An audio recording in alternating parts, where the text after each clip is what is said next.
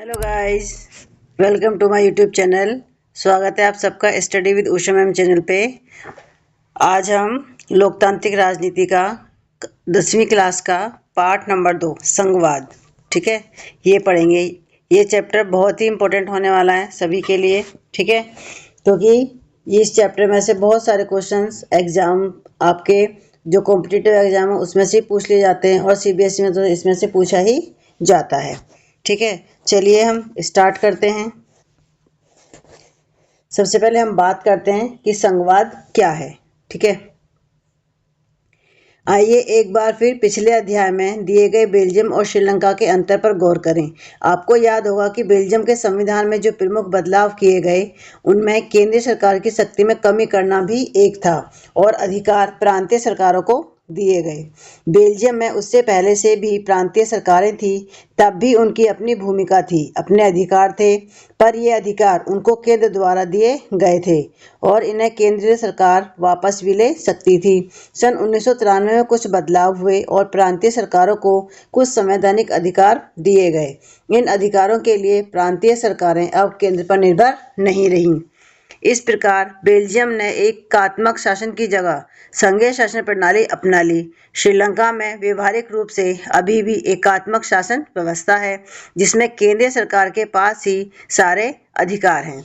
श्रीलंका के तमिल नेता चाहते थे कि देश में सच्चे अर्थों में संघीय शासन व्यवस्था कायम हो, ठीक है। संघीय शासन व्यवस्था में सर्वोच्च सत्ता केंद्रीय प्राधिकार और उसकी विभिन्न आनुषंगिक इकाइयों के बीच बंट जाती है। आमतौर पर संघीय व्यवस्था में 2 स्तर पर सरकारें होती हैं। इसमें एक सरकार पूरे देश के लिए होती है, जिसके जिम्मे राष्ट्रीय महत्व के विषय होते हैं। फिर राज्य या प्रांतों के स्तर की सरकारें होती हैं, जो शासन के दैनिक कामकाज को देखती हैं। सत्ता के इन दोनों स्तर की सरकारें अपने अपने स्तर पर स्वतंत्र होकर अपना काम करती हैं। इस अर्थ में संघीय शासन व्यवस्था एकात्मक शासन व्यवस्था से ठीक उलट है। एकात्मक शासन व्यवस्था में शासन का एक ही स्तर होता है और बाकी इकाइयां उसके अधीन होकर काम करती हैं। इसमें केंद्र सरकार प्रांतीय या स्थानीय सरकारों को आदेश दे सकती है, पर संघीय व्यवस्था में केंद्रीय सरकार राज्य सरकार को कुछ खास करने का आदेश नहीं दे सकती। राज्य सरकारों के पास अपनी शक्तियां होती हैं और इसके लिए वे केंद्र सरकार को जवाबदेह नहीं होती हैं। ये दोनों ही सरकारें अपने स्तर पर लोगों को जवाबदेह होती हैं। आइए संघीय व्यवस्था की कुछ महत्वपूर्ण विशेषताओं पर गौर करें, ठीक है। देखिए, यहीं से आपका इंपॉर्टेंट क्वेश्चन बनता है कि संघीय व्यवस्था क्या होती है और संघीय व्यवस्था की क्या क्या विशेषताएं होती हैं, ठीक है। तो सबसे पहला पॉइंट ये है कि यहाँ सरकार 2 या अधिक स्तरों वाली होती है, ठीक है। यानी कि आप डेफिनेशन में उसकी परिभाषा में ये ले सकते हैं कि जो संघीय सरकार होती है उसमें 2 या उससे अधिक स्तर वाली सरकार जहाँ पर भी होती है तो उसको हम क्या बोलते हैं, उसको हम संघीय शासन व्यवस्था बोलते हैं, ठीक है। नंबर 2, अलग अलग स्तर की सरकारें एक ही नागरिक समूह पर शासन करती हैं, पर कानून बनाने, कर वसूलने और प्रशासन का उनका अपना अपना अधिकार क्षेत्र होता है। देखिए, यहाँ पे 2 स्तर की सरकार या 2 स्तर से अधिक की सरकार होती है, लेकिन वो जो नागरिक हैं, ठीक है, एक ही नागरिक समूह पर वो शासन करते हैं, लेकिन उनको कानून बनाने और टैक्स वसूलने और प्रशासन का उनका जो अपना जो अधिकार होता है, उनका अपना अपना अलग अलग अधिकार होता है। तीसरा है, विभिन्न स्तर की सरकारों के अधिकार क्षेत्र संविधान में स्पष्ट रूप से वर्णित होते हैं, इसलिए संविधान सरकार के हर स्तर के अस्तित्व और प्राधिकार की गारंटी और सुरक्षा देता है। नंबर 4, संविधान के मौलिक प्रावधानों को किसी एक स्तर की सरकार अकेले नहीं बदल सकती। ऐसे बदलाव दोनों स्तर की सरकारों की सहमति से ही हो सकते हैं।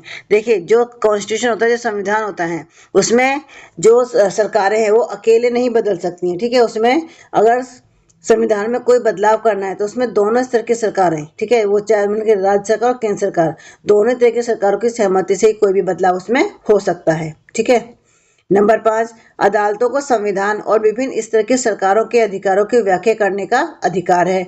विभिन्न स्तर की सरकारों के बीच अधिकारों के विवाद की स्थिति में सर्वोच्च न्यायालय निर्णायक की भूमिका निभाता है। देखिए, अगर किसी भी विषय को लेकर, ठीक है, या किसी भी बात को लेकर केंद्र सरकार और राज्य सरकार के बीच में अगर कोई भी विवाद होता है तो उसको जो न्यायालय होता है, ठीक है, हमारा जो हाई कोर्ट और सुप्रीम कोर्ट है, इनके द्वारा ही एक महत्वपूर्ण भूमिका निभाई जाती है। ये जो भी निर्णय देता है सुप्रीम कोर्ट, वही उनको मानना होता है। नंबर 6, वित्तीय स्वायत्तता निश्चित करने के लिए विभिन्न स्तर की सरकारों के लिए राजस्व के अलग अलग स्रोत निर्धारित हैं।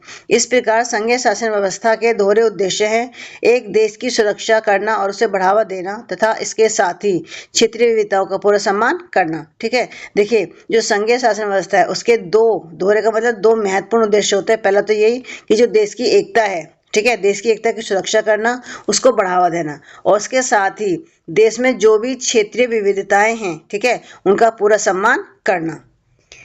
इस कारण संघीय व्यवस्था के गठन और कामकाज के लिए दो सबसे महत्वपूर्ण चीजें हैं: विभिन्न स्तरों की सरकारों के बीच सत्ता के बंटवारों के नियमों पर सहमति होनी चाहिए और इनका एक दूसरे पर भरोसा होना चाहिए कि वे अपने अपने अधिकार क्षेत्रों को मानेंगे। आदर्श संघीय व्यवस्था में ये दोनों पक्ष होते हैं: आपसी भरोसा और साथ रहने पर सहमति। केंद्र और विभिन्न राज्य सरकारों के बीच सत्ता का बंटवारा हर संघीय सरकार में अलग अलग किस्म का होता है। यह बात इस चीज पर निर्भर करती है कि संघ की स्थापना किन ऐतिहासिक संदर्भों में हुई। संघीय शासन व्यवस्थाएं आमतौर पर दो तरीकों से गठित होती हैं। पहला तरीका है दो या अधिक स्वतंत्र राष्ट्रों को साथ लाकर एक बड़ी इकाई गठित करने का।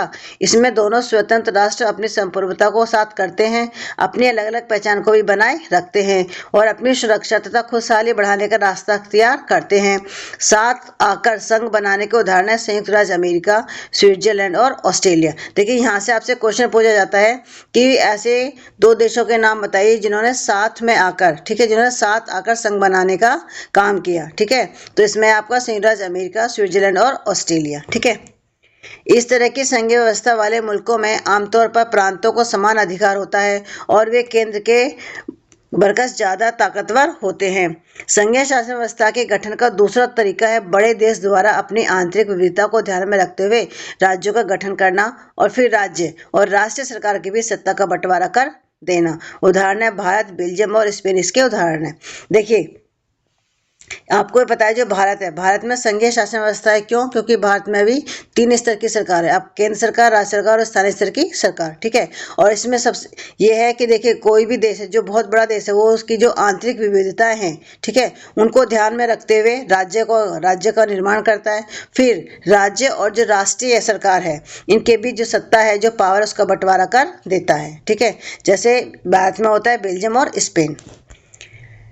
इस दूसरी श्रेणी वाली व्यवस्था में राज्यों के बरकस केंद्र सरकार ज्यादा ताकतवर हुआ करती है। अक्सर इस व्यवस्था में विभिन्न राज्यों को समान अधिकार दिए जाते हैं, पर विशेष स्थिति में किसी किसी प्रांत को विशेष अधिकार भी दिए जाते हैं।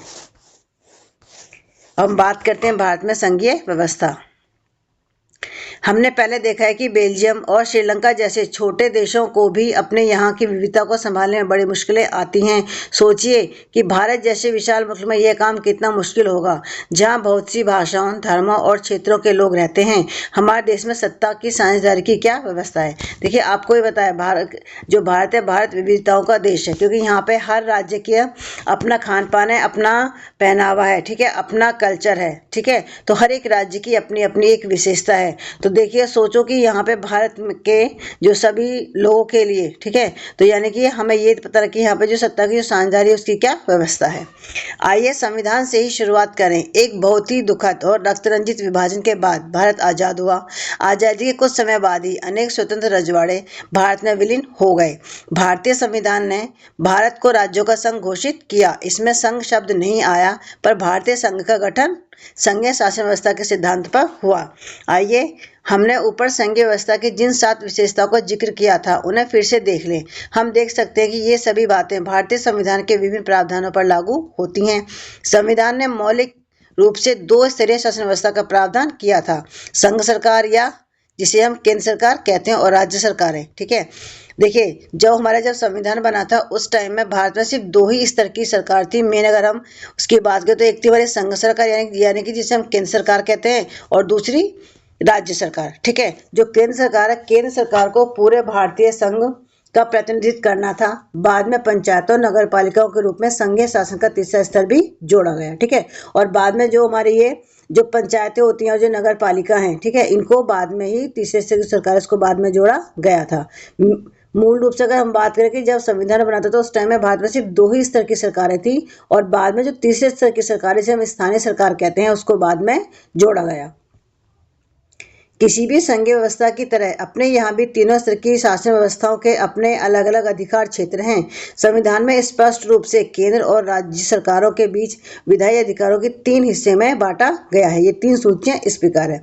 देखिए, जो हमारा संविधान है उस संविधान के अंदर कि केंद्र सरकार के पास क्या शक्ति होगी, राज्य सरकार के पास क्या शक्ति होगी, ठीक है। इन तीनों के बीच में जो शक्तियां हैं उसको 3 हिस्सों में उसने बांटा है, ठीक है। और ये 3 सूचियां क्या है, देखिए यहाँ से भी आपका 1 नंबर में क्वेश्चन पूछ लेता है कि जो संघ सूची में कौन से विषय शामिल होते हैं, राज्य सूची में कौन से विषय शामिल होते हैं, संवर्ग सूची में कौन से विषय शामिल होते हैं, ठीक है।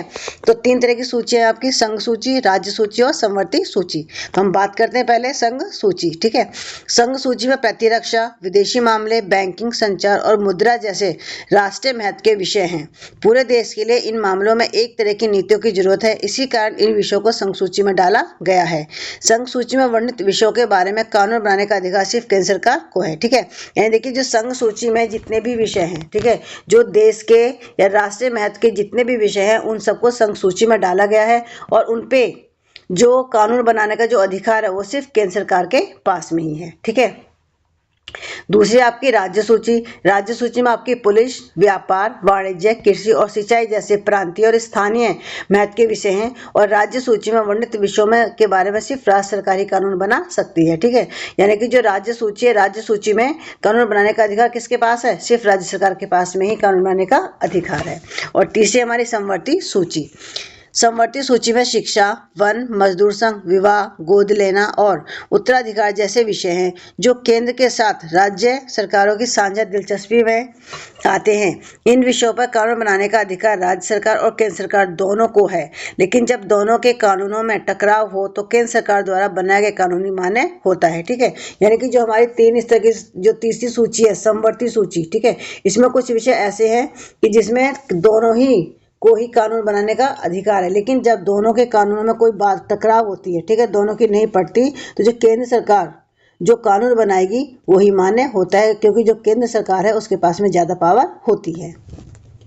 यहाँ एक सवाल यह उठता है कि जो विषय इनमें से किसी सूची में नहीं आते उनका क्या होता है, फिर कंप्यूटर सॉफ्टवेयर जैसे विषय किसके अधिकार क्षेत्र में रहे, क्योंकि ये संविधान बनने के बाद आए हैं। हमारे संविधान के अनुसार बचे विषय केंद्र सरकार के अधिकार क्षेत्र में चले जाते हैं। लेकिन जैसे इंफॉर्मेशन टेक्नोलॉजी है, आपका कंप्यूटर सॉफ्टवेयर है, कंप्यूटर के विषय हैं, तो ये जो आए हैं ये हमारे संविधान बनने के बाद में आए हैं, ठीक है। तो लेकिन जो ये विषय बच जाते हैं तो उन बचे हुए विषयों पे जो कानून बनाने का जो अधिकार है वो केंद्र सरकार के पास में है, ठीक है।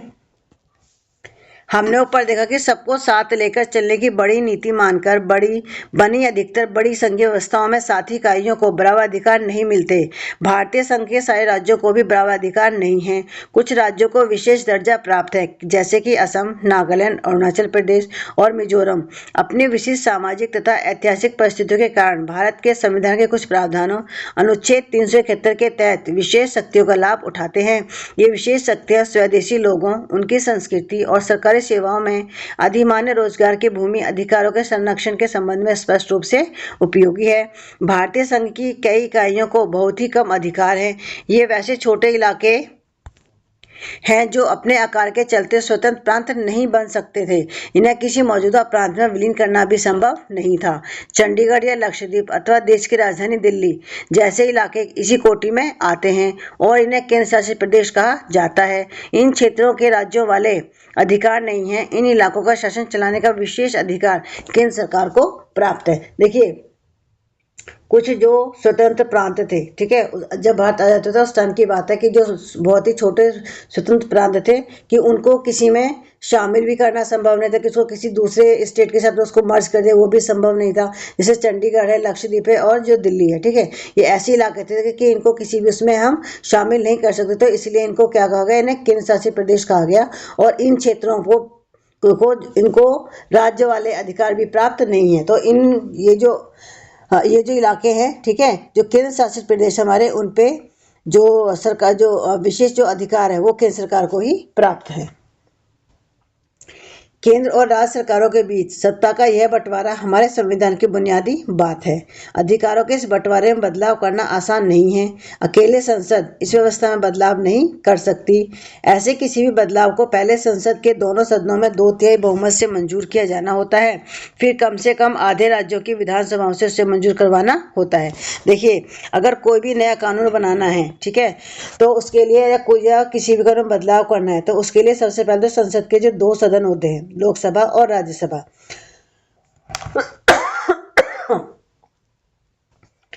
लोकसभा और राज्यसभा में इसमें उसको 2/3 बहुमत से पहले तो उसको पास कराना होता है। फिर उसके बाद में जो राज्य की जो विधानसभाएं होती हैं उसमें से भी उसको मंजूर करवाना होता है, तभी जाके किसी कानून में कोई बदलाव हो सकता है। ठीक है। संवैधानिक प्रावधानों और कानूनों के क्रियान्वयन की देखरेख में न्यायपालिका महत्वपूर्ण भूमिका निभाती है। शक्तियों के बंटवारे के संबंध में कोई विवाद होने की हालत में फैसला उच्च न्यायालय और सर्वोच्च न्यायालय में ही होता है। सरकार चलाने और अपनी जिम्मेवारियों का निर्वाह करने के लिए जरूरी राजस्व की उगाही के संबंध में केंद्र और राज्य सरकार को कर लगाने और संसाधन जमा करने के अधिकार हैं।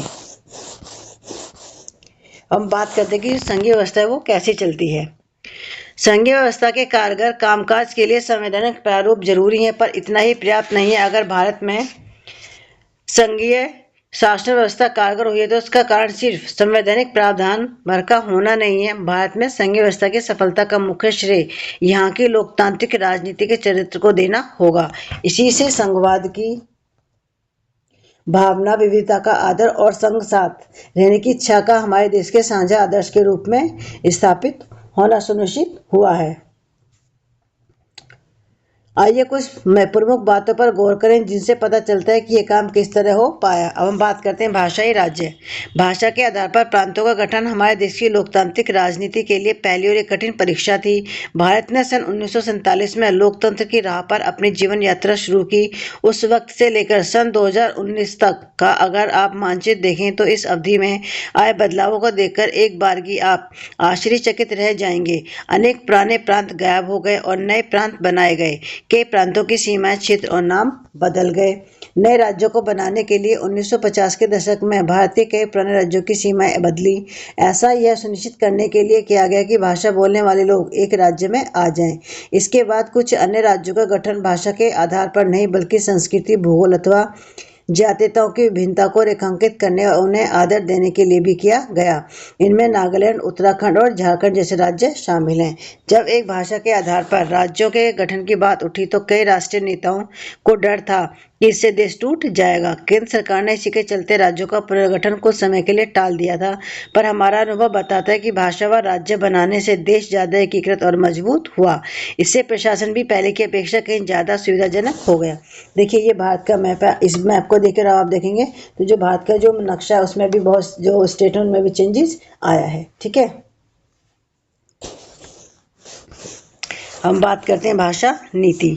भारत के संघीय ढांचे की दूसरी परीक्षा भाषा नीति को लेकर हुई। हमारे संविधान में किसी एक भाषा को राष्ट्रभाषा का दर्जा नहीं दिया गया। हिंदी को राजभाषा माना गया, पर हिंदी सिर्फ 40% भारतीयों की मातृभाषा है, इसलिए अन्य भाषाओं के संरक्षण में के अनेक दूसरे उपाय किए गए। संविधान में हिंदी के अलावा अन्य 22 भाषा को भी अनुसूचित भाषा का दर्जा दिया गया।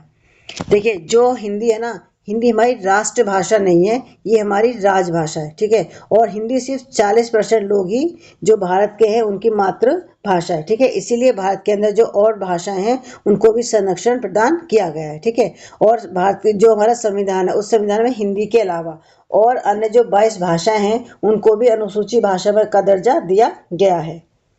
केंद्र सरकार के किसी पद का उम्मीदवार इनमें से किसी भी भाषा में परीक्षा दे सकता है, बशर्ते उम्मीदवार इसको विकल्प के रूप में चुने। राज्यों की भी अपनी राजभाषाएं हैं। राज्यों का अपना अधिकांश काम अपनी राजभाषा में ही होता है। श्रीलंका के ठीक उलट हमारे देश के नेताओं ने हिंदी के उपयोग को बढ़ावा देने के मामले में बहुत सावधानी भरा व्यवहार किया। संविधान के अनुसार सरकारी कामकाज की भाषा के तौर पर अंग्रेजी का प्रयोग 1965 में बंद हो जाना चाहिए था, पर अनेक गैर हिंदी भाषी प्रदेशों ने मांग की कि अंग्रेजी का प्रयोग जारी रखा जाए।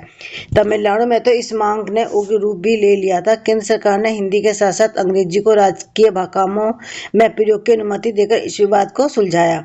अनेक लोगों का मानना था कि इस समाधान से अंग्रेजी भाषा अभिजन को लाभ पहुंचेगा। राजभाषा के रूप में हिंदी को बढ़ावा देने की भारत सरकार की नीति बनी हुई है, पर बढ़ावा देने का मतलब यह नहीं कि केंद्र सरकार उन राज्यों पर भी हिंदी को थोप सकती है जहां लोग कोई और भाषा बोलते हैं। भारतीय राजनेताओं ने इस मामले में जो लचीला रुख अपनाया, उसी से हम श्रीलंका जैसी स्थिति में पहुंचने से बच गए। अब हम बात करते हैं केंद्र राज्य संबंध।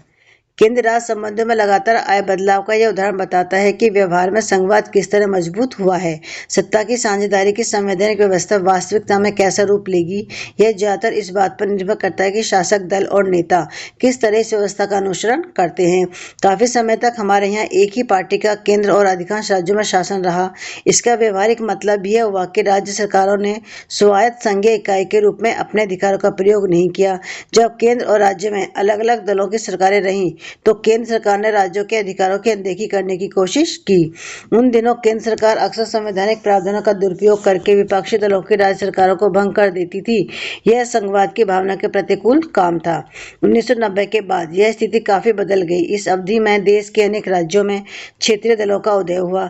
यही दौर केंद्र में गठबंधन सरकार की शुरुआत का भी था। देखिए, केवल आपसे पूछेगा कि गठबंधन की सरकार किसे कहते हैं, कि जब दो या दो से अधिक पार्टियां मिलकर सरकार का जब गठन करती हैं तो उसको हमको क्या बोलते हैं, उसको गठबंधन की सरकार बोलते हैं। ठीक है। चूंकि किसी एक दल को लोकसभा में स्पष्ट बहुमत नहीं मिला, इसलिए प्रमुख राष्ट्रीय पार्टियों को क्षेत्रीय दलों समेत अनेक पार्टियों को गठबंधन बनाकर सरकार बनानी पड़ी। इससे सत्ता में साझेदारी और राज्य सरकारों की स्वायत्तता का आदर करने की नई संस्कृति पनपी। इस प्रवृत्ति को सुप्रीम कोर्ट के एक बड़े फैसले से बल मिला। इस फैसले के कारण राज्य सरकार को मनमाने ढंग से भंग करना केंद्र सरकार के लिए मुश्किल हो गया। इस प्रकार आज संघीय व्यवस्था के तहत सत्ता की साझेदारी संविधान लागू होने के तत्काल बाद वाले दौर की तुलना में ज्यादा प्रभावी है।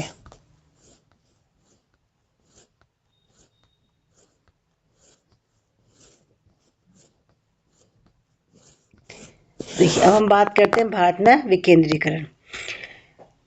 अभी पढ़ा कि संघीय सरकारें दो या अधिक स्तरों वाली होती हैं। हमने अपने देश में दो स्तर वाली सरकार की चर्चा की है, पर भारत जैसे विशाल देश में सिर्फ दो स्तर की शासन व्यवस्था से बढ़िया शासन नहीं चल सकता। भारत के प्रांत यूरोप के स्वतंत्र देशों से भी बड़े हैं। जनसंख्या के हिसाब से उत्तर प्रदेश रूस से बड़ा है और महाराष्ट्र लगभग जर्मनी के बराबर है। यानी कि आप ये देखो, जो भारत है, हमारे जितने बड़े राज्य है ना, हमारे एक राज्य के बराबर यूरोप के एक देश है। जैसे अगर हम बात करें, देखो जो उत्तर प्रदेश है, मतलब रूस के, अगर हम जनसंख्या की बात करें तो जितना हमारा उत्तर प्रदेश है ना, उतना बड़ा एक रूस है। ठीक है। और जितना बड़ा हमारा महाराष्ट्र है, उतना बड़ा जर्मनी है। ठीक है। भारत के अनेक राज्य खुद भी अंदरूनी तौर पर विविधताओं से भरे हैं। इस प्रकार इन राज्यों में भी सत्ता को बांटने की जरूरत है। भारत में संघीय सत्ता की साझेदारी 3 स्तरों पर करने की जरूरत है, जिसमें तीसरा स्तर स्थानीय सरकारों का हो और यह प्रांतीय सरकार के नीचे हो। भारत में सत्ता के विकेंद्रीकरण के पीछे ये तर्क दिया गया। इसके पीछे 3 स्तरों की सरकारें संघीय ढांचा सामने आया, जिसमें तीसरे स्तर को स्थानीय शासन कहा जाता है। जब केंद्र और राज्य सरकारों से शक्तियां लेकर स्थानीय सरकारों को दी जाती है तो इसे सत्ता का विकेंद्रीकरण कहते हैं। देखिए, इसमें से यही क्वेश्चन पूछते हैं कि सत्ता का विकेंद्रीकरण किसे कहते हैं। इस तरह के क्वेश्चन ना कई बार सीबीएसई में पूछे जा चुके हैं। ठीक है। अभी जो प्री बोर्ड हुआ था उसमें अभी ये क्वेश्चन पूछा गया कि विकेंद्रीकरण किसे कहते हैं। तो आप लिख सकते हो कि जब केंद्र सरकार और राज्य सरकार से शक्तियां लेकर जो स्थानीय सरकारें हैं उनको दी जाती है तो उसे हम क्या बोलते हैं, सत्ता का विकेंद्रीकरण कहते हैं। ठीक है। विकेंद्रीकरण के पीछे बुनियादी सोच यह है कि अनेक मुद्दों और समस्याओं का निपटारा स्थानीय स्तर पर ही बड़े ढंग से हो सकता है। लोगों को अपने इलाके की समस्याओं को बेहतर समझ होती है। लोगों को इस बात की भी अच्छी जानकारी होती है कि पैसा कहाँ खर्च किया जाए और चीज़ों का अधिक कुशलता से उपयोग किस तरह किया जा सकता है। इसके अलावा स्थानीय स्तर पर लोगों को फैसलों में सीधे भागीदार बनाना भी संभव हो जाता है। इससे लोकतांत्रिक भागीदारी की आदत पड़ती है। स्थानीय सरकारों की स्थापना स्वयं शासन के लोकतांत्रिक सिद्धांत को वास्तविक बनाने का सबसे अच्छा तरीका है। विकेंद्रीकरण की जरूरत हमारे संविधान में भी स्वीकार की गई। इसके बाद से गांव और शहर के स्तर पर सत्ता के विकेंद्रीकरण की कई कोशिशें हुई हैं। सभी राज्यों में गांव के स्तर पर ग्राम पंचायतों और शहरों में नगर पालिकाओं की स्थापना की गई थी, पर इन्हें राज्य सरकारों के सीधे नियंत्रण में रखा गया था। इन स्थानीय सरकारों के लिए नियमित ढंग से चुनाव भी नहीं कराए जाते थे। इनके पास न तो अपना अधिकार था न संसाधन। इस प्रकार प्रभावी ढंग से सत्ता का विकेंद्रीकरण नाम मात्र का हुआ था। वास्तविक केंद्रीकरण की दिशा में एक बड़ा कदम 1992 में उठाया गया।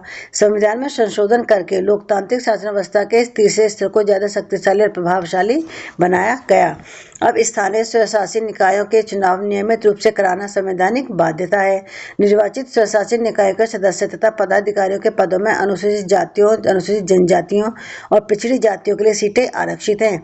कम से कम 1/3 पद महिलाओं के लिए आरक्षित हैं।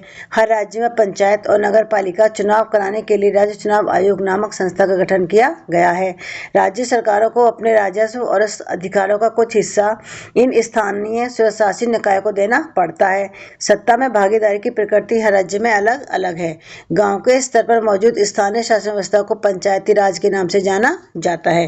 प्रत्येक गांव में ग्राम समूह एक ग्राम पंचायत होती है। यह एक तरह की परिषद है जिसमें कई सदस्य और एक अध्यक्ष होता है। सदस्य वार्डों के से चुने जाते हैं और उनमें सामान्यतः पंच कहा जाता है। अध्यक्ष को प्रधान सरपंच कहा जाता है। आपको पता है गांव में भी ये पंचायत होती है, ठीक है। जैसे शहरों में नगर निगम के चुनाव होते हैं वैसे गांव में पंचायत के चुनाव होते हैं, ठीक है। और उसका जो अध्यक्ष होता है, जो प्रधान होता है, उसको क्या बोला जाता है? उसको सरपंच बोला जाता है। इनका चुनाव गांव अथवा वार्ड में रहने वाले सभी वयस्क लोग मतदान के जरिए करते हैं। यह पूरे पंचायत के लिए फैसला लेने वाली संस्था है। पंचायतों का काम ग्राम सभा की देखरेख में चलता है। गांव के सभी मतदाता इसके सदस्य होते हैं। इसे ग्राम पंचायत का बजट पास करने और इसके कामकाज की समीक्षा के लिए साल में कम से कम 2 या 3 बार बैठक करनी होती है, ठीक है। स्थानीय शासन का ढांचा जिला स्तर तक का है। कई ग्राम पंचायतों को मिलाकर पंचायत समिति का गठन होता है। इसे मंडल या प्रखंड स्तरीय पंचायत भी कह सकते हैं। इस सदस्यों का चुनाव उस इलाके के सभी पंचायत सदस्य करते हैं। किसी जिले की सभी पंचायत समितियों को मिलाकर जिला परिषद गठन होता है। जिला परिषद के अधिकांश सदस्यों का चुनाव होता है। जिला परिषद में उस जिले के लोकसभा और विधानसभा के लिए चुने गए सांसद और विधायक तथा जिला स्तर की संस्थाओं कुछ अधिकारी के सदस्य भी होते हैं। जिला परिषद का प्रमुख इस परिषद का राजनीतिक प्रधान होता है। इस प्रकार स्थानीय शासन वाली संस्थाएं शहरों में भी काम करती हैं। शहरों में नगर पालिका होती है। बड़े शहरों में नगर निगम का गठन होता है। नगर पालिका और नगर निगम दोनों का कामकाज निर्वाचित प्रतिनिधि करते हैं। नगर पालिका प्रमुख नगर पालिका के राजनीतिक प्रधान होते हैं। नगर निगम के ऐसे पदाधिकारी को मेयर कहते हैं। स्थानीय सरकारों की यह नई व्यवस्था दुनिया में लोकतंत्र का अब तक का सबसे बड़ा प्रयोग है। नगर पालिकाओं और